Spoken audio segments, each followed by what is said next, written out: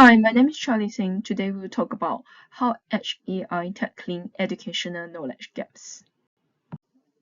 This slide shows the agenda of the day. Now, we deep dive into the problem from different perspectives. From financial point of view, higher income families have better access to private tuition or academic resources such as books. And societal point of view, large classroom and less educated parents cannot provide the personalized support for the students. And gender norms. Female in different societies have competing societal pressure, such as help around the household, regressive attitude towards education, and political, less funding for rural area. So this slide shows the socioeconomic inequality in higher education access and participation. For this graph, we see that students from a high-income family tend to apply to university compared to the lower-income counterpart. From this graph, we see the students from non-manual occupation family tend to attend university more compared to their manual occupation counterpart.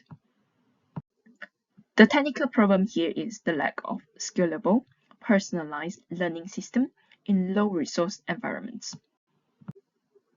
I propose Gen AI and edge computing could support students from rural area. So what is Gen AI?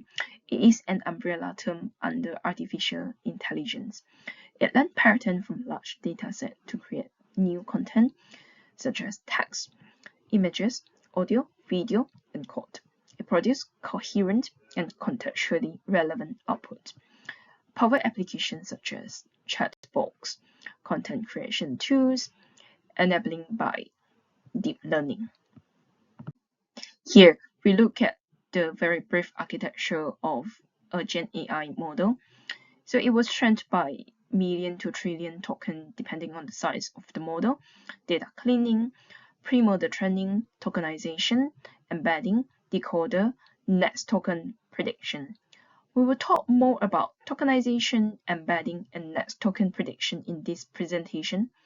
For next tokenization, a computer doesn't understand human language like I love Gen AI. So tokenization slices down the words into each vocab and assign a unique number to the words, to the human words, so that the computer can understand it. And now they are called token. Now we talk about embedding stage. The token enter embedding stage where each token is mapped into a vector representation. Embedding helps provide a basic representation that will later be used to understand the context of the sentence. An embedding is a vector that captures semantic meaning. It places tokens closer together or further apart according to their similarity. Words that have similar context have similar vectors and are closer in distance to each other. Now we talk about next token prediction. This is where the magic happens. The model calculates the probability distribution of the next token conditioned on the previous token.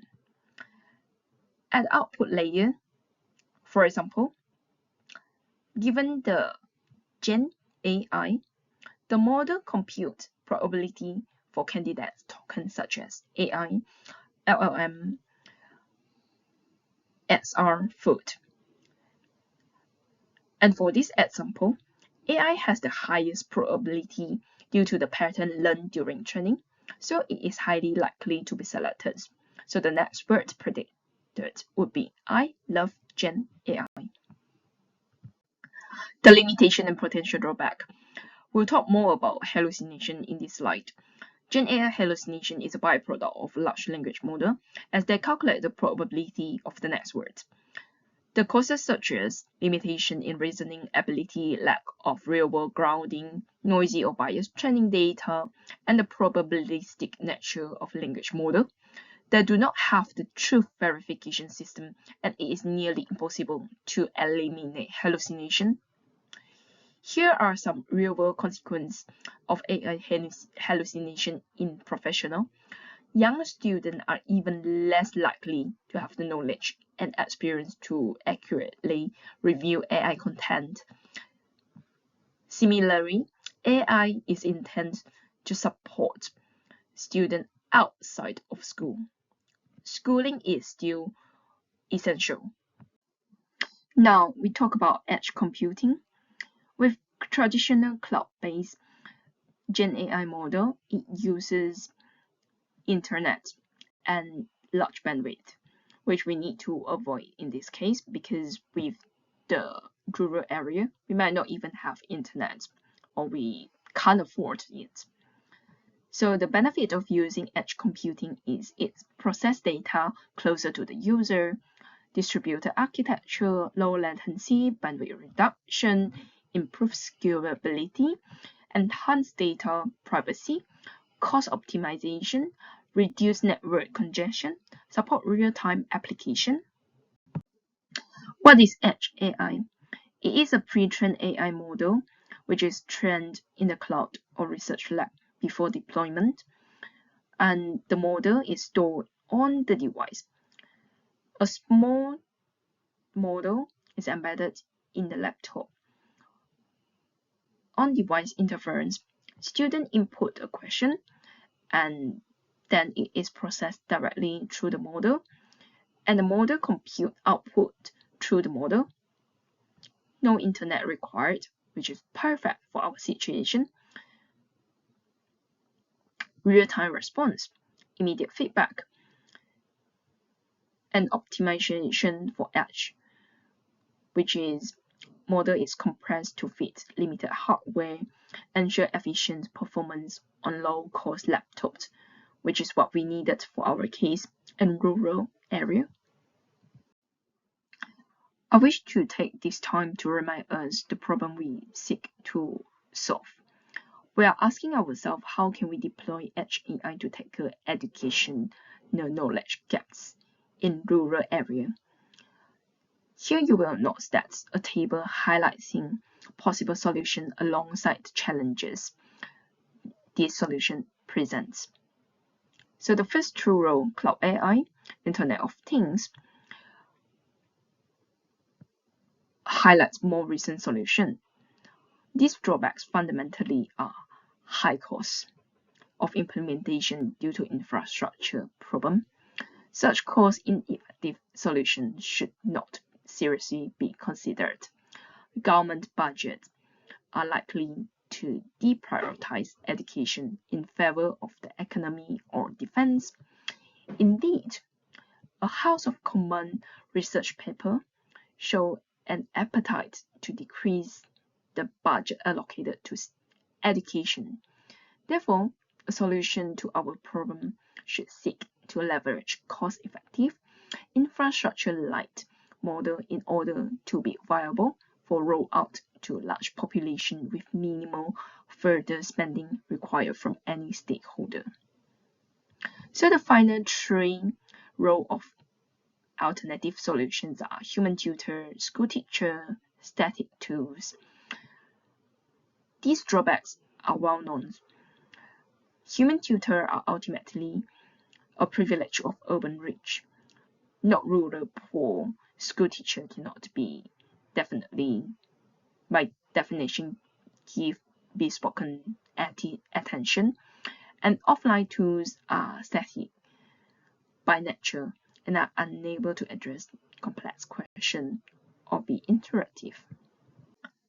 To recap, the issue with other solutions are: number one, implementation of infrastructure; number two, traditionally high cost of private tuition; number three, static educational resources. So what are these? Infrastructure. The nature of the proposal on-device AI run independently of internet and alongside ancillary solution will first eliminate the problem. And the problem with private tuition is provide personalized education and act as a soundboard to ask questions that static resources like a book does not appropriately answer. A chat box will provide that personalized education with a fraction of the cost of private tuition. And why this model suitable? It is fully offline, low energy consumption, no infrastructure needed, low latency, privacy and safety, reliable access. Critical evaluation of proposed solution, resource constraint, limited CPU, memory, storage restrict model size, latency, unreliable updates, reduced model accuracy, compression and simplification degrade performance. On-device training difficulty, computationally expensive and often impractical. And many AI algorithms are too heavy for edge hardware.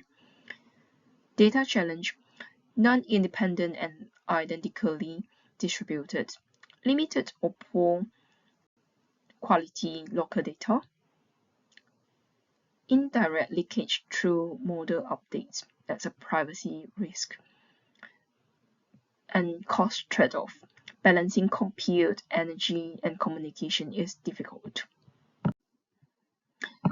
The socioeconomic impact includes reduced inequality, improved social mobility, higher probability of rural students pursuing higher education, empower and inspire students by providing accessible answer and guidance, improve digital literacy and future employability, reduce reliance on costly educational support. And from the point of accessibility and educational impact, support learners with different learning needs and speeds, provide equal learning opportunity regardless of location, enable personalized learning experience, provide instant feedback, improving learning efficiency, encourage self-directed and independent learning. Conclusion here, limited resources in rural areas are undeniable. The proposed technology is only viable with sufficient funding for research and student access to device. Underrepresented students continue to face real barriers with lower social mobility and reduced access to higher education compared to their urban peer. Here are the references I used during this presentation. Reference used throughout the presentation.